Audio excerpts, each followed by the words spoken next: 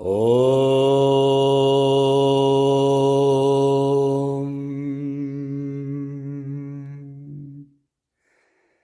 Brahmanandam Paramasukadam Kevalam Jnanamurtim Dvandvatitam Gangana Sadrisham Tattvamasyadilaksham Ekam Nityam Vimalam Achalam Sarvadi Sakshibhutam Bhavatitam Trigunarahitam Sadgurum Tam Namami. Hello, welcome. Pay very close attention to these teachings. They are from a work of Adi Shankaracharya, Viveka Chudamani, and it is Advaita Vedanta. So these are the teachings that you find in the scriptures. They are according to the scriptures. So pay very attention to these teachings.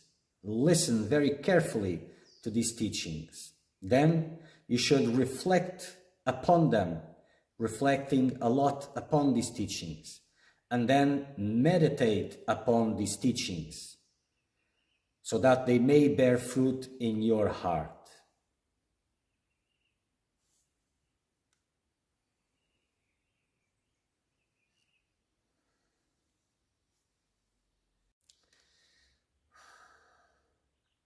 Moving on to verse 368. To stay alone is the cause of controlling the senses and the mind. By controlling the senses, you control thought, and the mind becomes peaceful. By doing this, the ego vanishes. And by the destruction of this ego, changeless blissfulness is felt by the yogi, which belongs to Brahman alone, no one else. Therefore, the controlling of the mind constantly, should be the first duty of the practitioner of concentration. So, to stay alone is the cause of controlling the senses and the mind. No distractions. And by being alone, mind becomes inward.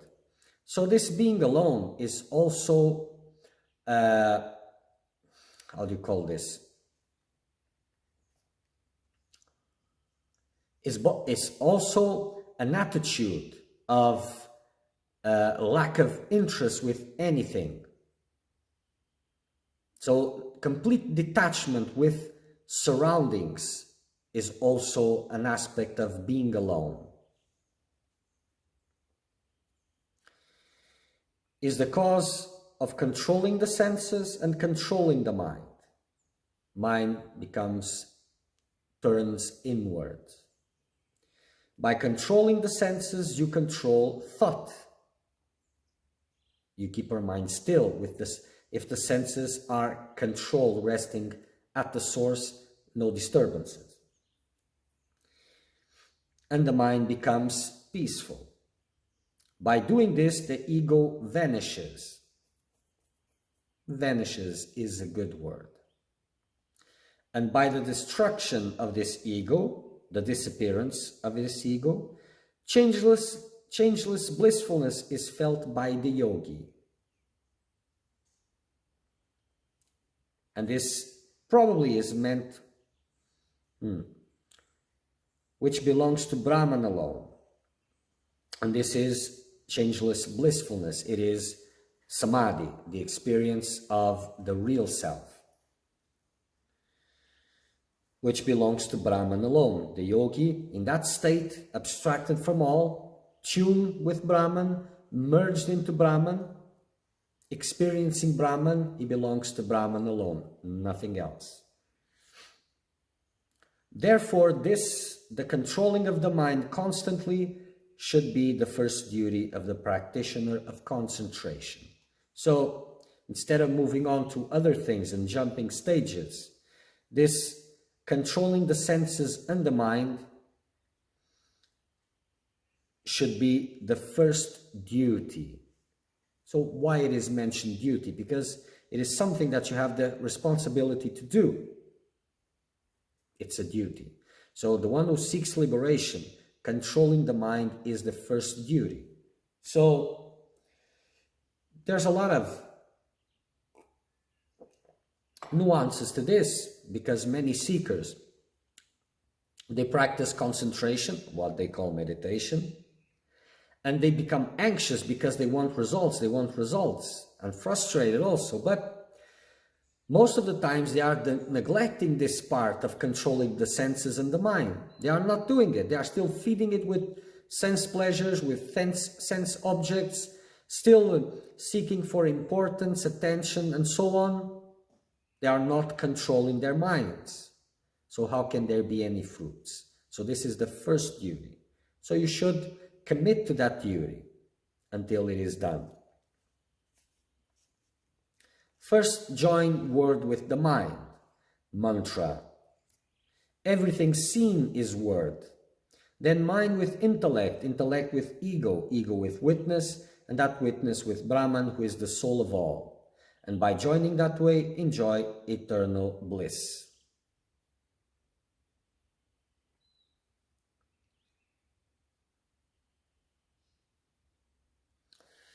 Well, so this is mantra. And what does this mean? Everything seen is word. It means that first, everything seen is word, is vibration. So, but in this case, everything seen is the word, is the mantra, means that focus should be entirely in the mantra. It doesn't matter what manifestations rise, attention is with the mantra, holds on to the mantra, and stays there. It is always with the mantra. This is purification of the mind. And knowing the meaning of the mantra, and with the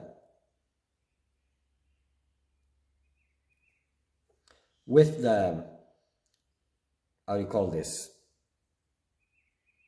The will of the ego put on this. It means that the ego is already turned to the quest for liberation, is together on that boat. So not only knowing the meaning, but putting all your desire in it, all your thirst in it. This is the way to hold on exclusively to the mantra. And when this continues like this, unflinching on the mantra, mind gets purified. It replaces all. Everything seen, everything is just a mantra, the mantra.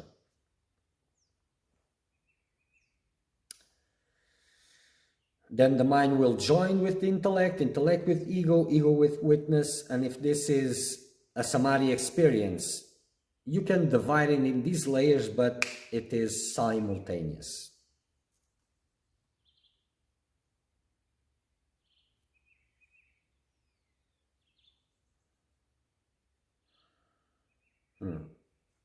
So this yogi, when he attains himself, when he joins himself with the body, prana, senses, mind, intellect, and other upadis, he becomes one with him. So when he gets confused, when he joins with the body, the mind, prana, senses, etc., he becomes the body-mind complex, because he, identity, and upadis, so living upadis, and that becomes the identity, the body-mind complex. And by removing that contact, he enjoys the blissful eternal which comes from giving up things. So in the same way that he became the body-mind complex by associating, so by dissociating from them, he becomes the eternal bliss. So this is interesting, because you have firstly the concept of Brahma, then the direct experience, but you have it there as a destination. But the real work, the real awakening is from delusion, coming out of delusion. So removing this contact with the body, the senses, all of this, he rejoins his real identity, his real state. This giving up of the external and the internal is possible for him alone who has been free from all attachments. Because if he is attached, he is dependent, fragile, and he cannot give up. He is attached. So first, he has to be detached from everything. How? How is that possible? External giving up is achieved by giving up gross things, objects of the senses, and internal renunciation by giving up of the ego. But first you have to give up of the external objects, let's say the ego is the character, and the external objects, the objects of the senses, they are the toys of this character. As long as you are pursuing the toys, you're holding on to the character, giving it importance, meaning, and this way investing in these toys. First you give up the toys, then you can give up the character.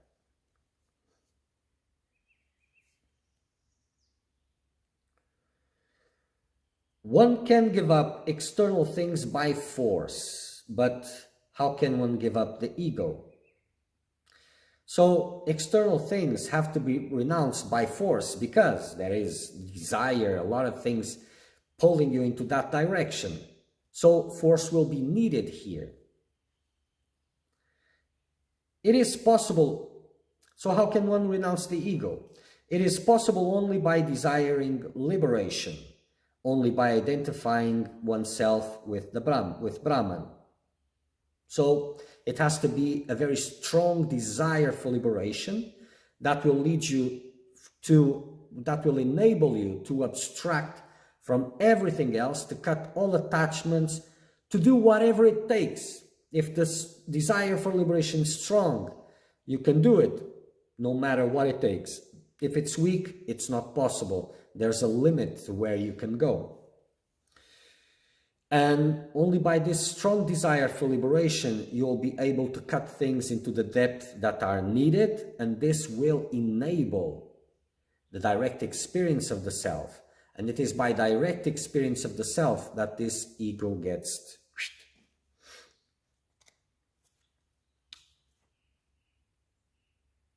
given up. Not sure if that is the best expression, but okay. Renunciation and discrimination are the two wings of a bird. Know this, O expert, that rising to the top of the house of liberation cannot be accomplished without these two. So everything else is preparation. Needed to have, I would change the order from, instead of renunciation and discrimination, I would change it to discrimination and renunciation. Because all this purifying the mind, refraining from the senses, all this is to sharpen the sword of discrimination. Remember, discrimination between non-real and real. And by the sharpened sword of discrimination, by identifying that which is not real, you can then renunciate it. Because without it, there's no real renunciation. Either you would give up, and that's impossible. At once, it's impossible. So even discrimination will improve. Like this sharpening the sword is a good example. It may cut more or less, but as you sharpen it, it cuts much more. So as you purify your mind, your discrimination will increase, and you'll be able to renunciate more and more and more. And this is renunciating that which is not real, tuning, holding on to that which is real.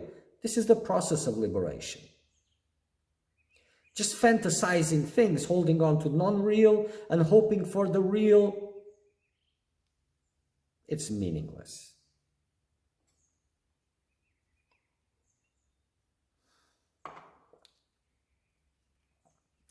Samadhi comes to him alone who is full of the spirit of renunciation. Samadhi comes to him alone who is full of the spirit of renunciation.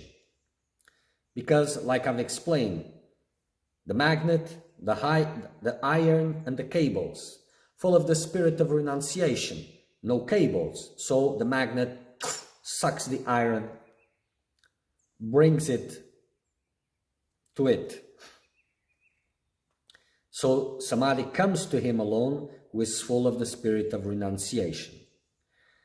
Those who practice Samadhi, who get continuously in that state, become established in the understanding of Brahman.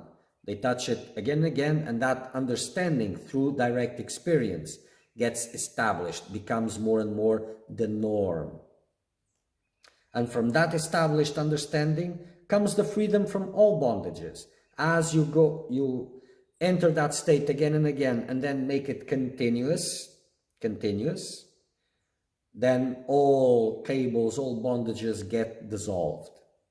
One who becomes free from all bondages feels eternal bliss. Because if you're free from the bondages, you have merged with Brahman, and that is eternal bliss.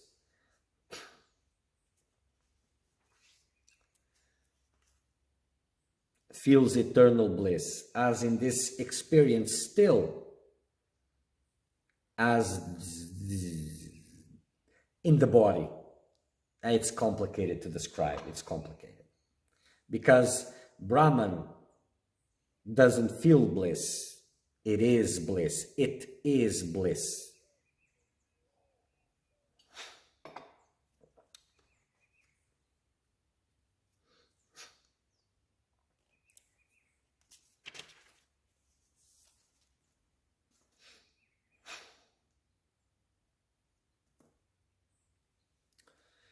For one who has controlled his senses, I do not see any better cause of happiness than renunciation. That renunciation, with the help of pure knowledge of the Atman, brings the kingdom of self to the individual. This is the door to liberation. Therefore, make sure of renunciation and be established in the Atman for good. So for one who has controlled his senses, I do not see any better cause of happiness than renunciation. Because renunciation itself, with the controlled senses, is the source of happiness, because you have renounced your sources of suffering. If the senses are not controlled, renunciation is not possible, and if possible, brings misery. It is an experience of misery. Sometimes renunciation, you go through that misery because that is a way of breaking those beliefs that are entangled with it. But that means senses have not been controlled yet. That renunciation, with the help of pure knowledge of the Atman, brings the kingdom of the self to the individual. So, renouncing that which is not real, and with the knowledge, not yet experience probably, but still the knowledge gives you a direction, then it brings, the kingdom of the self to the individual. This is the door to liberation. Therefore, make sure of renunciation and be established in the Atman for good. So make sure of renunciation. Make sure there's nothing else, no more attachments. Don't rest until you have renounced all. Cut all expectations in the objects of senses, which are like poison, because they kill you. They trap you into the birth and death cycles. Give up all thoughts of caste, color, and creed, which you have taken as your own, and from a distance, give up all selfish endeavors. Abandon identification with the body, and be established in Brahman. Thou art the seer of all of this, the one without a second, which is reality itself. So, cut all expectations in the sense objects, not only the objects itself, which are like poison, these objects, because only by they are worse than poison, like it was explained previously, because only by their sight you get entangled and desire rises again. They are the cause of death. Give up all thoughts connected to name and form, to the body-mind. This is caste, color, creed.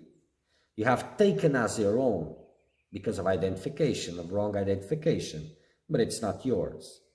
And from a distance, looking at it in a distance, give up all selfish endeavors, all selfish investments of this character. Give up, abandon identification with the body and be established in Atman, always focusing in Atman. Thou art the seer of all of this, the one without a second, which is reality itself.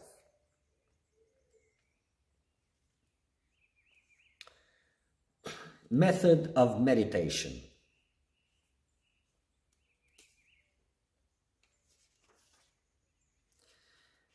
This is the attainable, the target which you have to strike. Keep your mind firmly fixed on Brahman, and the rest, the external senses, in their own places. Stay quiet, indifferent to this body, and by that one thought of Brahman, become one with Brahman, undivided. Constantly drink the essence of bliss that is in Brahman. What is there in things which are empty and void?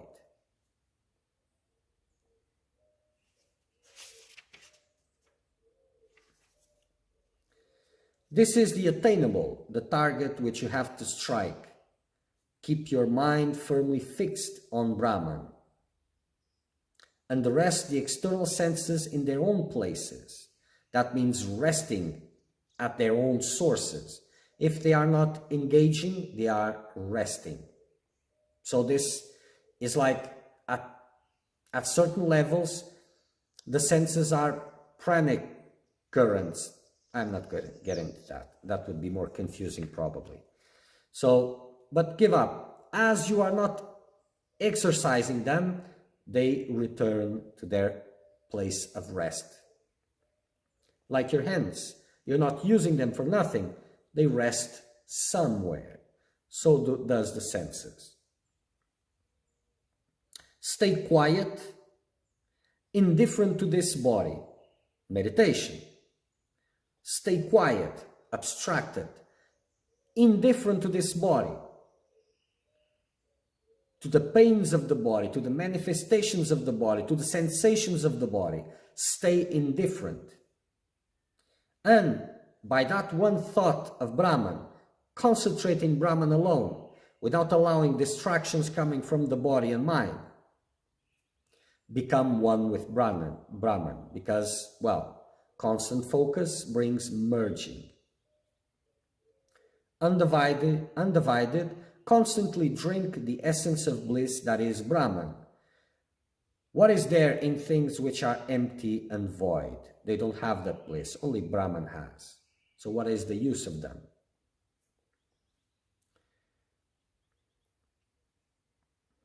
So stay quiet, abstracted, with the external senses in their own places, so abstract from sense impressions, and indifferent to the body. Firm, steady pose, and the sensations of the body, either gross or subtle, indifferent to this body. Constantly drink the essence of bliss. That means enter more and more in the state of samadhi. It is self-effulgent, the witness of all, who is manifested in the sheet of intellect, Vijnanamaya Kosh, keeping in view that which is separate from the manifested and unmanifested by one undivided thought. Think of that always.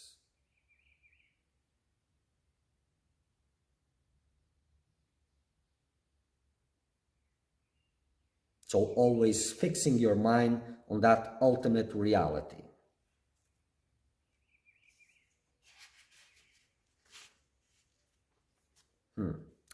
Thus, thinking always uniformly on that Brahman, with your steady thought on that Brahman, Without any break and without any separate thought, one knows Brahman completely as oneself. And this goes beyond sitting position, bodily positions. The body position helps the sitting, formal sitting, helps a lot to control the senses, to establish yourself in a meditative mood. But it must transcend that. It doesn't mean that forget about the sitting posture. No. Many yogis remain in samadhi constantly, body sitting in meditative position, and it just stays there years and years sometimes, but that's another subject. So, but either in samadhi or out of samadhi, this meditative mood has to be constantly present, constantly fixing your mind into Brahman. Because when you're not in Brahman, you're in non-Brahman, and you're feeding your mind with impurities. Then samadhi is not possible. By establishing his own self in this Atman, and by giving up all ego, he stays there in the Atman. Being indifferent to the body. As one becomes indifferent to broken pitchers made of clay and which are insignificant. Here is by establishing his own self in this Atman. It means direct experience of this Atman, samadhi, and giving up all ego. Well, one without the other, not possible. He stays there in that Atman, indifferent to the body. Body has disappeared. As one becomes indifferent to broken pitchers. So despite in samadhi, out of samadhi, the same vision has to be there, and the indifference, the continuous indifference to the body and its manifestations. Perceiving the self. With a pure heart, establishing the self in the Atman, which is the witness of all. Pure consciousness, slowly and gradually be quiet and see the fullness of the Atman everywhere. With a pure heart, with a heart that has been purified by the controlling of the senses, by experiencing directly the Atman, which is samadhi. Slowly and gradually be quiet, give up all, stay there in that Atman, and see the fullness of the Atman everywhere, eyes closed, eyes open, either in meditation or out of meditation, if that exists. At this level, out of meditation doesn't exist. But see the fullness of the Atman everywhere, eyes closed or eyes open. Body, senses, vital forces, mind, ego, and all other names and forms that come from ignorance of the self, know the Atman separated from these as indivisible, perfect, and permeating all like the firmament. So all these are the body, senses, vital forces, mind, ego, and other names and forms. They are like the waves of the ocean, modifications. And Atman is the ocean without any waves, where the waves seem to appear and collapse again into the ocean. So look at these manifestations, body, senses, mind, as separated. Know the Atman as separated from this, not this, that. The sky that remains in different pots of different names and forms is in reality not different from the sky itself, though it appears different. So the Atman, which is pure and one without the second, seems to be many in different bodies. This is understandable. From Brahman down to a blade of grass, all these upadis are unreal. From Brahma, not Brahman, from Brahma down to a blade of grass, all these upadis are unreal. Therefore, by being one with the Atman, see the Atman which fills everywhere. So here, Brahma is the creator of all this universe. He is the first creation. That it is. So let's forget about that. So from Brahma, which is the creator, down to the blade of grass, which is created, all these are upadis, and they are not real. Therefore, by being one with the Atman, see the Atman which fills everywhere. Everything is Brahman. What appears in ignorance as true does not remain so after discrimination, but it becomes one with the reality, not separated from him. So this world is nothing but the Atman, just as we do not find the snake in the rope when we know the real nature of the rope. So it's just Atman. So this world is like the snake that we see in the rope. In this case, the rope is the Atman. The world is the snake.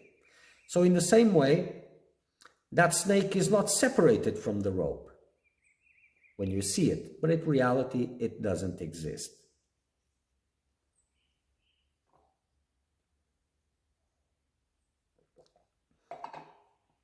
I am the creator, I am the preserver, I am Indra, the enjoyer. I am the destroyer, all this I am.